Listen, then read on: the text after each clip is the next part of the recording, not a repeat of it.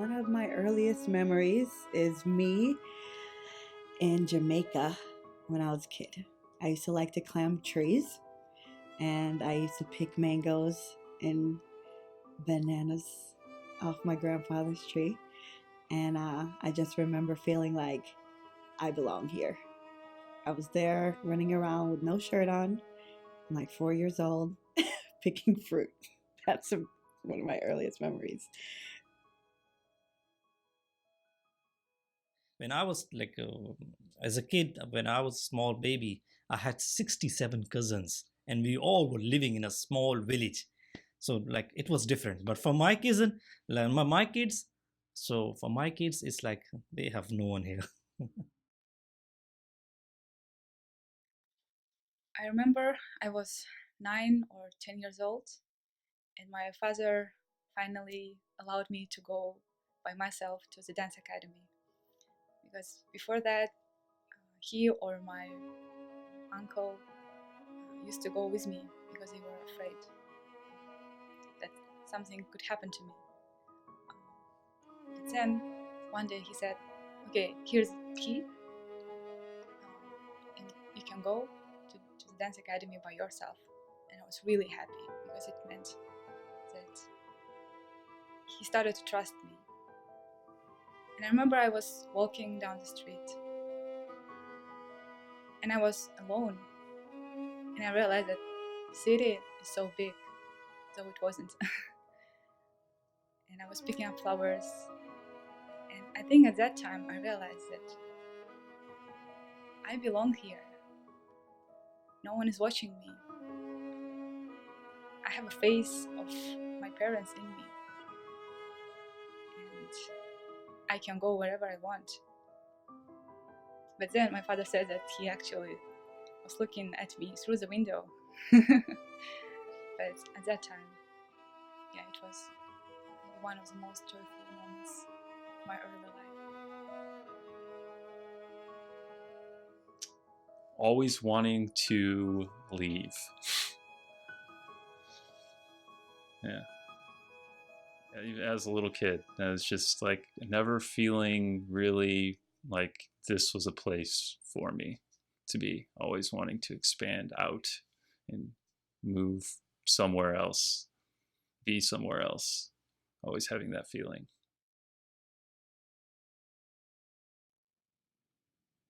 Yeah, so I guess the memory is this feeling that I get when I after a very long time of not seeing these people, then seeing them again.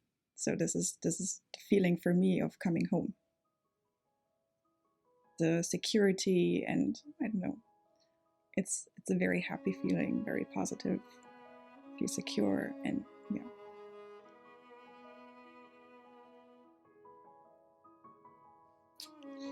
Yeah, actually, it's kind of quite different, I think, from what a lot of people would imagine. I went to Edinburgh when I was 22, and the second I stepped off of the bus into the city, I immediately felt like I was home, even though I'd never been there before. So my bedroom was at the very end of our house, and it wasn't. And I always used to, when I was a kid, when I got to the top, and when I was a bit older, when I got to the top of the stairs, I would like run down the corridor to my room because I always felt like uncomfortable in the corridor. And then I got to my bedroom, I was like, okay, it's okay here. And it wasn't until like a couple of years ago, I was just talking with my family, and someone brought up my room and was just like, oh, they called it the creepy corridor, and I was like, what? And they said, yeah, they were like, everyone, my mum and both my sisters were like, we got this really just a weird sense from your room, like there was just a bad presence there. And I was like, well, that's good. Like, why was I left to live in that horrible room? Thanks, Mum. I think of Table Mountain, because when I open the door or open the curtains in the lounge, the first thing I see is Table Mountain. I think of corn porridge. I think of singing. My family and I used to sing every Friday evening to welcome the Sabbath.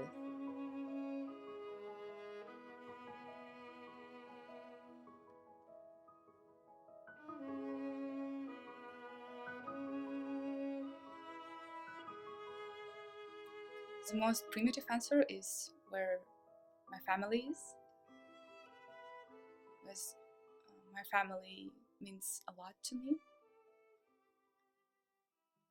And also, home is where my stuff is, because like now I live in dormitory, but occasionally I can say to my friends, "Oh, I'm home," or "I'm going to home." And they're like, "Are you going back to your country?" Home to me is, thinking about family, thinking about. When I think about home, I think about like past memories and things that kind of built who I am, that type of thing. For me, home is mainly people. People that I really appreciate very, very much in my life. It's not very connected to a certain place. But yeah, it's just the people. And if the people would be somewhere else, that would be where home would be then. Home is the place where I put my head at night.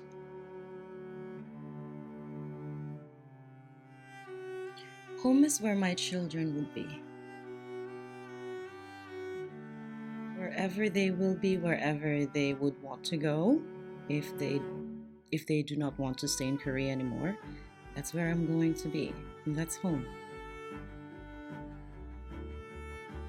First, it should be a physical place, because I have a physical body. So it doesn't have to be a certain place where you have to be, but where I am presently right now. A physical space where I feel safe and loved and welcome.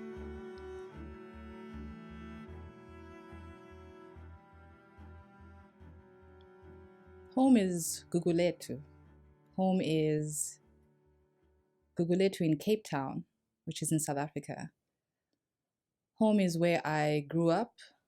Home is where my mom, brother, and sister and grandmother were. Home is the place where I go to after I finish working. Home is where I can be myself.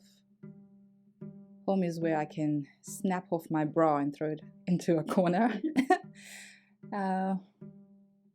Home is where I don't have to pretend who I am. Home is where I can speak my mind.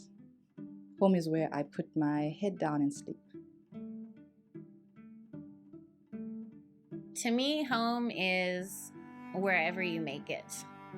I don't necessarily feel a connection with some of my previous homes that I've lived in. I think it's really where you're living at the time and where you, I guess, set roots down in the ground.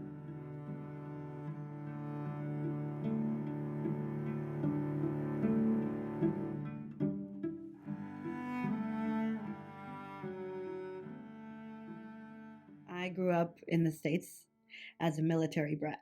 My father was military. He actually lived in Korea and other places growing up. And we lived in Panama and we lived in California. I was born in Delaware. He's from Jamaica and his parents are from Cuba. So it's kind of a conglomerate of different lands. So growing up and moving and always being asked where you're from, the answer was more like about where I was most recently from. And so I'm here in Korea after 5 years, and I'm most recently from San Antonio, Texas, because I lived there last and for quite a while. But before that, I was from Panama, and before that, I was from California. So I'm just from places.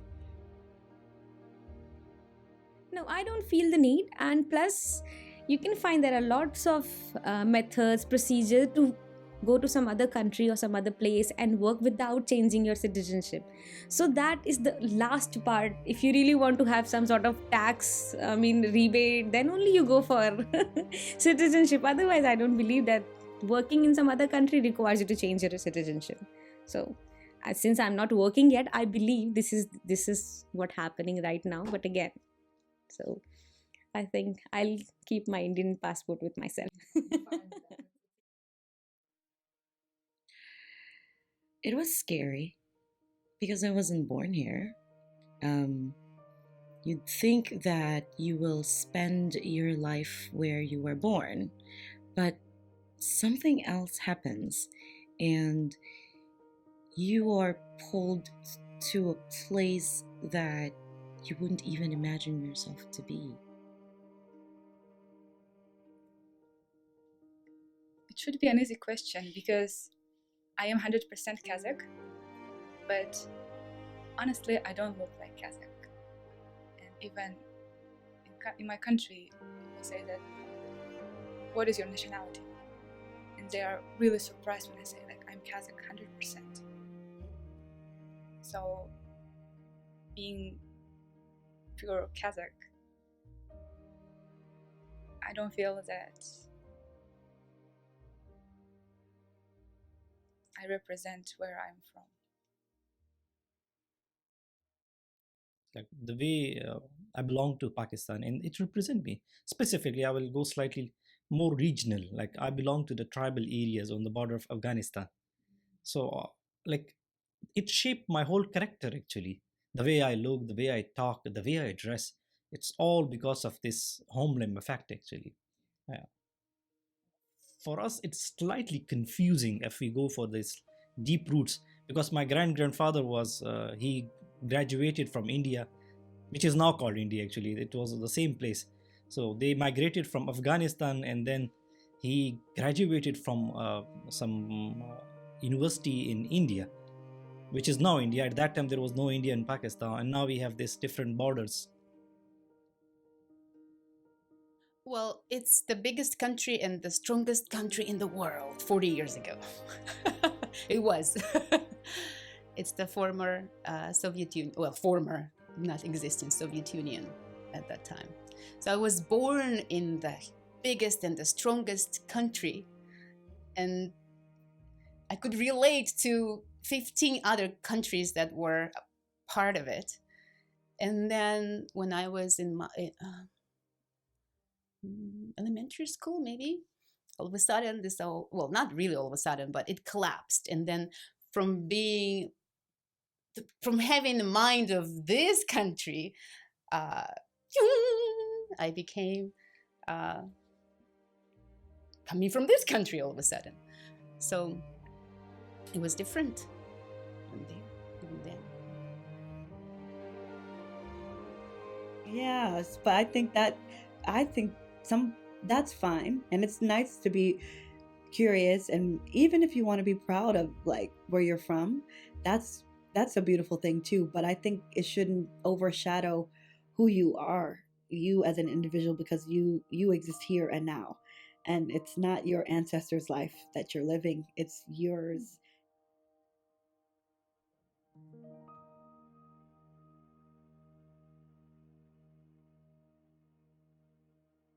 You were born in a place, you have really attached to that. You're attached to that place, right?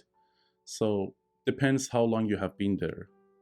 In my case, for example, for 29 years, I would say I was there. I grew up. I did my studies there, more or less. Not all of it, of course, but you have your family. You have your plenty of friends since you were a small kid. So you are attached to that. And the land, I would say in that sense, the land is defined in a way that you have the majority of your memories come from a region from somewhere on earth that you're attached to that. Many people think that way because I would say that has probably 2 or 3 different reasons. One of them would be just because they were born there and they're attached to that. Their family, they grow up there, they studied there. Sometimes it's a political reason they are attached to the homeland because there are some issues they want to solve that problem, or sometimes they are really attached to the people. Depends their nation, they want to solve some problems, or they are really strongly attached to that because they want to be attached to something which gives them an identity, I would say, to be highlighted.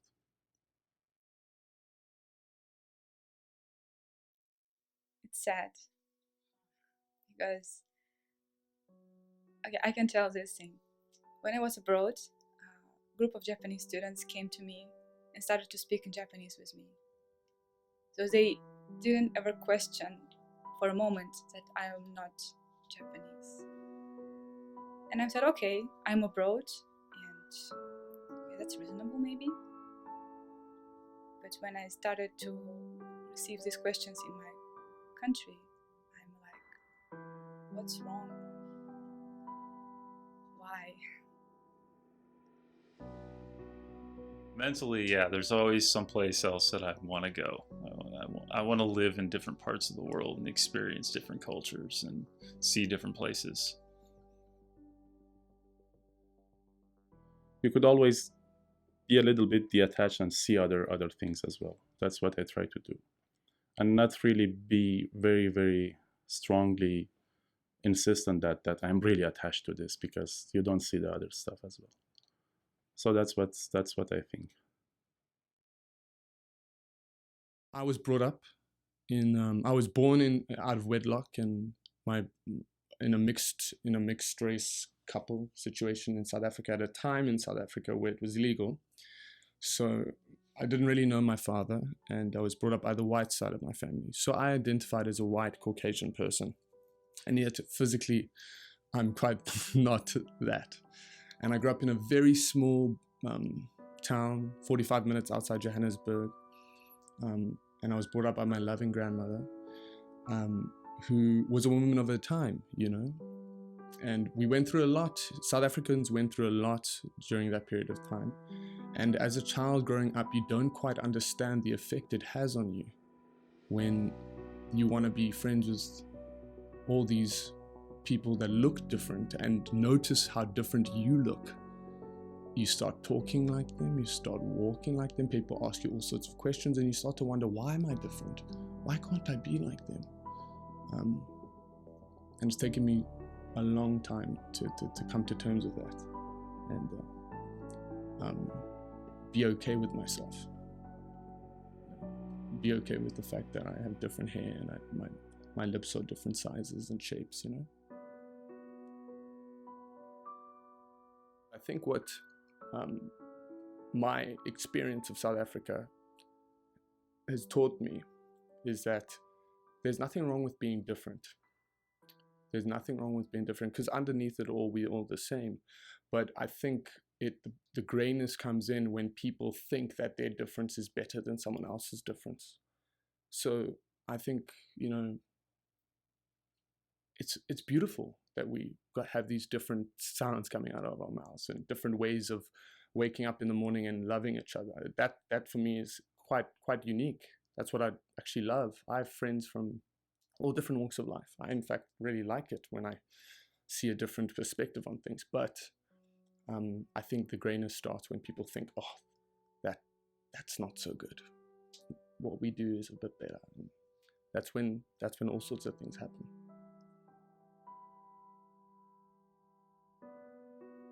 Since I go to different places, and, you know, looking like this, growing up in Europe, it's not really common to have a face like this in Europe. So since I was a little kid, always asked, where are you from? I'm like, I live here. No, where are you really from? Like, I live here. And so this question, where are you from, is just, I can't even count how many times I've heard it. And now this is my 18th year in Korea. And in a homogeneous society as Korea is, I will always be a foreigner until I die. So, and I meet a lot of people. I'm very active. So every time this, where are you from? Where are you from? Where are you from? It comes up, and I have my own answers. So I would say, sometimes I would say, I try to live as a global citizen. Sometimes I would say, in details, like, yeah, I was born in a country that doesn't exist anymore, and then I lived in others, and now I ended up being an immigrant. But the one that I really like, the answer that I find really speaking to me right now, is I come from my experience. Leaving home did that. Leaving South Africa did that.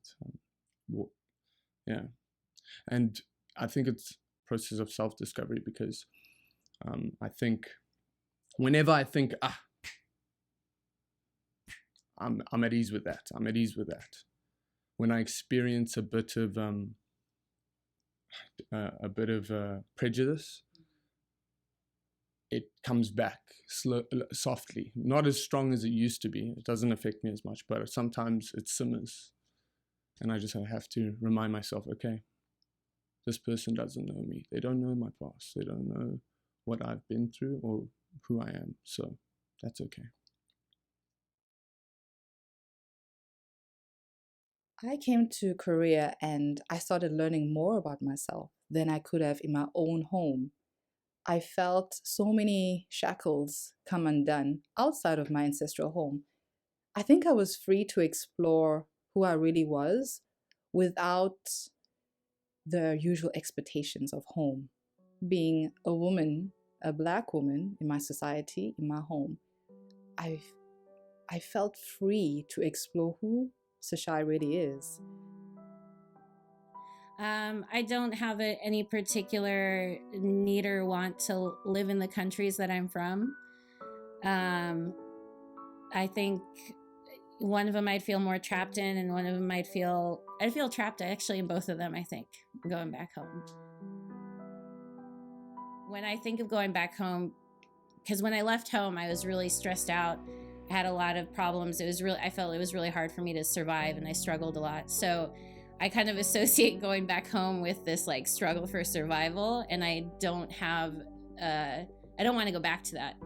So like, and I'd rather make something of myself somewhere else, and then maybe go back home at some time a different way. But right now, I just associate it with like struggle and survival, and not where I want to be. So people outside our country meet different sort of people. So they make perception. Like obviously, if I came to Korea, I met 10 people. I made perception first. Then I started changing it. So this is what applies to India. Also, people do have misconception, lots of misconception. But again, it's our duty to verify them, or to just tell them, no, that's not happening right now. So everything evaluates, everything change, and since everything change, the things related to them also change. So there are misconceptions, but again, it's the responsibility of the citizen of a country to, change them and tell them what's actually happening.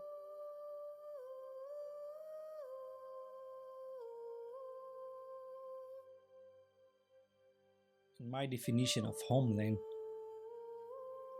is the place where you just open your eyes for the first time, and then you start learning to crawl and walk there, and then you buy the first candy from the shopkeeper there, and then you go to the school there, and you make the first friend of your life. This is how I define the homeland, irrespective of what kind of DNA you have. But this is how it comes in your brain, the images of your childhood, and then you go to high school and college. It goes on. But it influenced a lot. I'm originally, if if I look for my ancestor, they migrated from Afghanistan. But I was born in Pakistan. So for me, my homeland is Pakistan because I was born there. I got my product there. I belong to India, and if you want to define India, we can simply say that it's a place where happiness matters. Whatever you do throughout your life, whether you educate yourself, whether you earn, whatever you do is just to make yourself happy, to make people around you happy. Because what you need in the end is like people looking forward to you, that you gave them reason to be happy. This is what people look forward to basically in India. Homeland. I guess I would have to differentiate home from homeland, because home could be wherever you are, and homeland, I suppose, is where you're from, where you feel most deeply connected to. My homeland, I think I feel like America is my homeland in many ways, or just like North America, the continent. But specifically, maybe Jamaica. I feel like that's my homeland. Homeland is just where I happen to be from, like really Homeland is, to me, is just like the planet. The entire planet is our homeland, we're all in it together type of thing.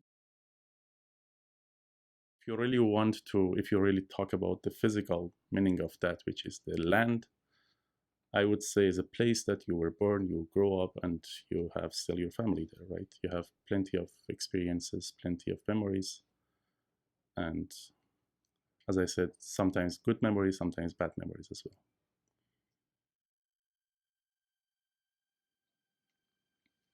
So for me, that would be just a formal definition. So what I would just imagine what other people would think that means.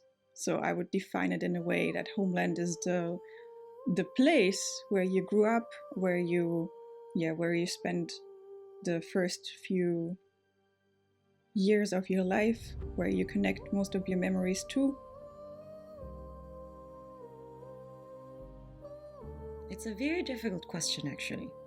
Having lived in two countries, it's kind of difficult to define which one is my homeland. I'm almost half of my life here, and I live the other half there in the Philippines. So what could be homeland except where I would be standing? So I guess I can say that right now, my homeland is Korea. I guess homeland is a mix of where you're born and where you grow up, I guess, and probably where your parents grow up as well. If they move to a different country, then they're going to carry that with them, and that will be part of how you're brought up. So I feel that's part of your homeland as well.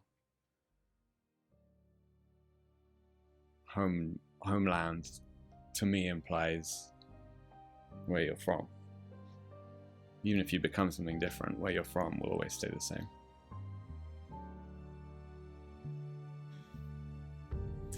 I think with the direction that our world is going in right now, with all of this global village and people basically being born in one place, raised in another, working in the third, getting married in the fourth, having children in the fifth, this whole stable, fixed idea of homeland is going to change.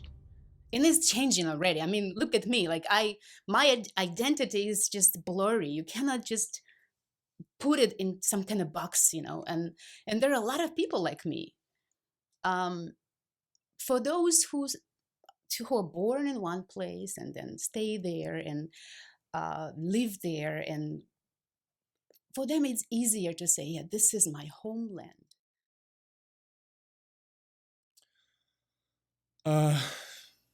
Homeland for me, my understanding would be quite boring. I think it's simply where you're from, where you originated. That's my idea of homeland. For me, homeland also serves as a marker.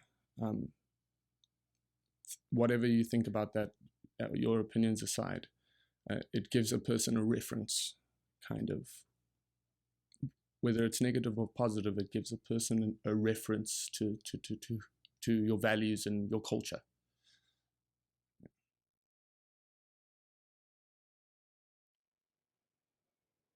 Homeland is where I was born.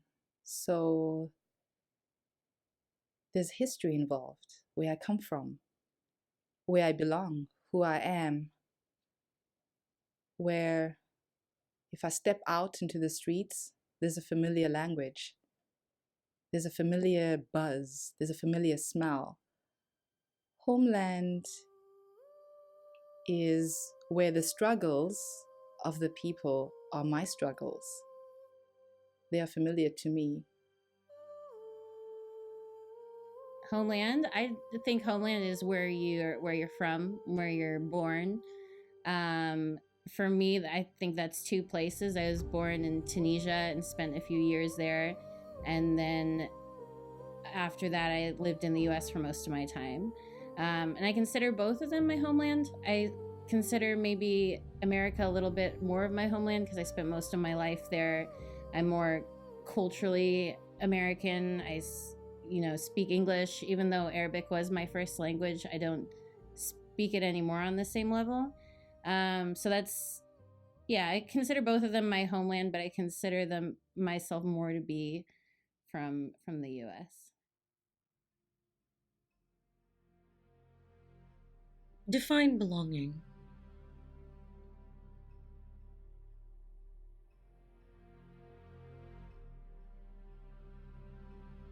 I do not have any restrictions in my head concerning belonging, because I don't belong anywhere, so everybody can be my friend. I think, well, that's what I think. I think it's a kind of, it's a feeling of satisfaction, it's a certain feeling of satisfaction that you feel. But I'm looking for it, so I don't know. Yes, of course. So I'm searching for the satisfaction that you get when you finally feel that you belong somewhere. Not grounded, but sometimes you have the feeling you belong to that, or you have. Yes, sometimes I do, sometimes I don't, and that goes back to the fact that how the culture is different from yours, and how even though I try to be really open to anything, but sometimes some cultures are a bit really restrict, and they are very difficult to be understood for someone else from outside. So I would say, yes, some country I really feel that, but some country no. I feel more involved, like the people in the local shop or the local pizza place, they know me, they say hello, and when I'm walking to school, I see the kids who go there and they wave, and it's just those kind of things that wouldn't in a million years happen in London, I guess,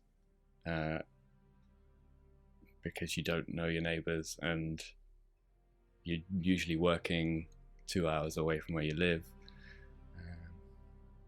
So you don't get that sense of community, I guess. The only person who can really deeply make you feel like you belong is yourself. So if you belong with yourself and you belong with in your own skin, then it doesn't replace unconditional acceptance from other people, but it can, in some cases, substitute, if that makes sense.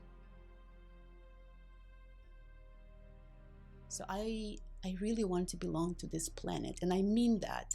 because I want to be able to see people in different places, in different countries, going through experiences that I haven't experienced myself, and be able to connect to them, you know, to feel them, to have questions about them,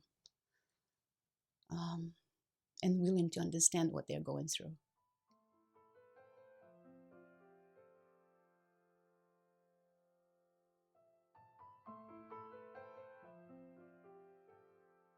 I think a lot of people, it's very easy to reduce a person to just where they come from or the way they look, but it doesn't say anything about how they feel on the inside, or how they would like to be.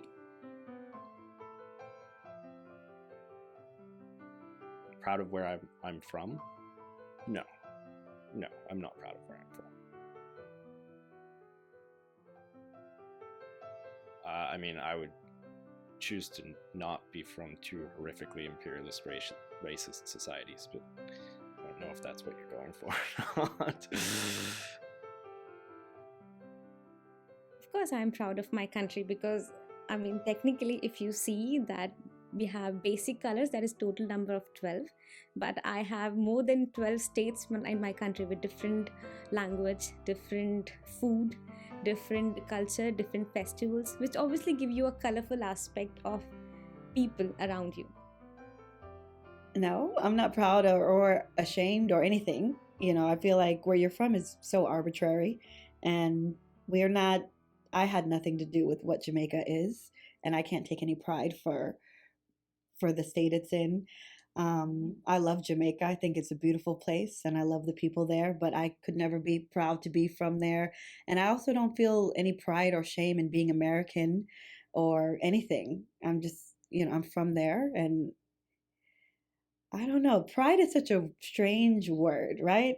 Because what do we mean when we say I'm proud? Like, I'm from there and I'm glad I'm from there and I feel like it's better. I'm a South African with, when I say that, I mean that in the greatest sense. I mean, I am a South African. You can't wrap your finger off the bat where I'm from or who I am and what culture or language I subscribe to until I open my mouth, obviously. But yeah, I'm a South African. Quite proud of that, which is not always the best thing. Yeah, maybe that's also the where I'm from and my grandmother's teachings. I'm very, very proud of where I'm from because I think it's a country too, and it's a part of the world to be proud of. Proud for me, just being attached to a piece of land doesn't exist actually. I don't think that way. And proud in general is a kind of, I don't like that word at all. Because sometimes you have no choice from where you were born. There is no choice on that, right? It happened, right? You were born somewhere. Some people are born in a very, very poor country. Some people in very rich country, very good country, very bad countries in the sense of conditions right now. But that doesn't give you a label. That doesn't tell you that when you say I'm from that region or that country, people wouldn't. Well, unfortunately, people do that. But anyway, it gives people some kind of image, and they don't really know you, but they judge you at the first time you say I'm from this region, for example, or it gives you a good impression or bad impression, depends where you come from. But pride, I don't know. I don't know if I can be proud of anything I didn't choose.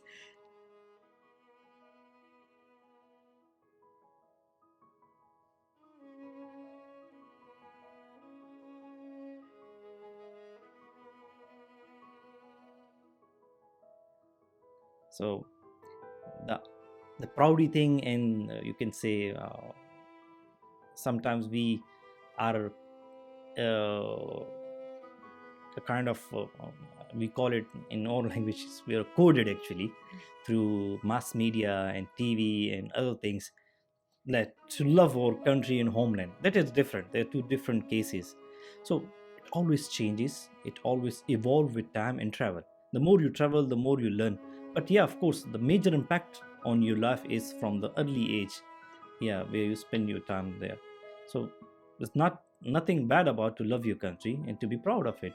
But if you're imposing it on others and like telling people like, no, I'm better, I belong to a better place, then it's not good at all. Apart from the fact that we belong to different country, we have different citizenship, what country means is a family which you have around, and which you make effort to make happy. If you're able to sense that people around you are happy and they are really looking forward up to you, that you are going to do something good for them, is what Homeland is. I think there's something so valuable in feeling like a global citizen. I would not trade that for anything. Okay, Stell is a person who lives in Korea. She explores every other culture. She tries to understand people, not countries, not homes. I'm trying to understand people, what they are, who they are, what they'd like to do. It's not just a where, it's also who. Peacemaker. This is my hope. This is what I'm trying to do. This is what I'm learning to do. This is what I want to be. I want to be in peace.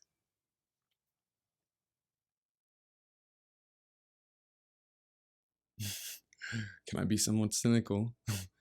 Lost. No. Lost. Yeah, lost. Love is about discovering who you are and embracing all of you, your faults, your dreams, your successes, and then being brave enough to find out what you can do, not only for yourself, but for those around you. So Sashai grew up being a very self-centered little girl, thinking, the world owed her something. But I've since learned that what you make of life depends on how much you're willing to give to your family, to give to your friends, the work you're doing, how much of your heart you want to give to it. There's no beautiful life without sacrifice or letting your heart bleed a little bit for something. So I've learned to be brave. I've learned to set out and find the truth that speaks from my heart and live it so that others around me can be kind of liberated to live their truth. Well, I hope I never have children. But I think that I would, if I had children or nieces and nephews, I'd want them to think of home as the relationships and the people that are around them rather than a specific place. And I would want them to experience different homes and different cultures, just because you can be more a part of the world, in my eyes, if you're not stuck in one place and staying in one place and staying in one small bubble. I think your home can mean so much more when you spread yourself out in the world.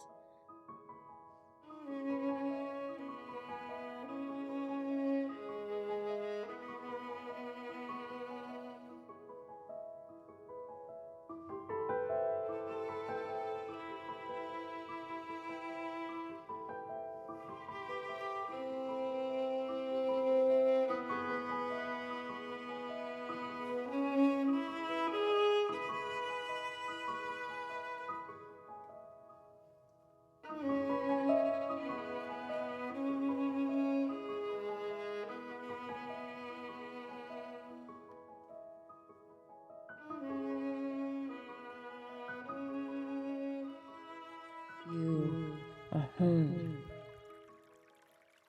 You are home. You are home. You are home. You are home. You are home. You are home.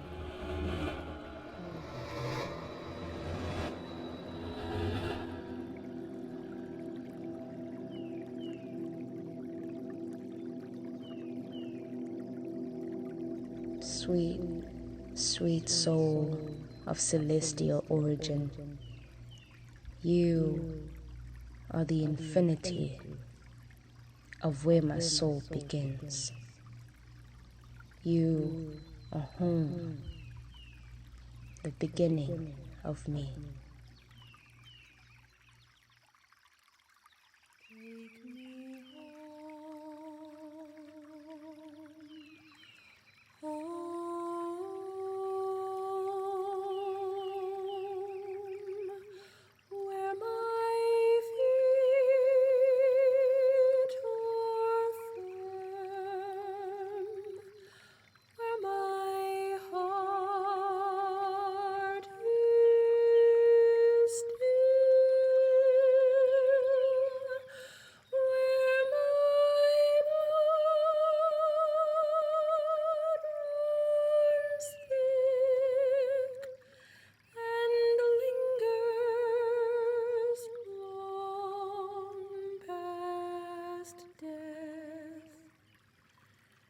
Take me home, wherever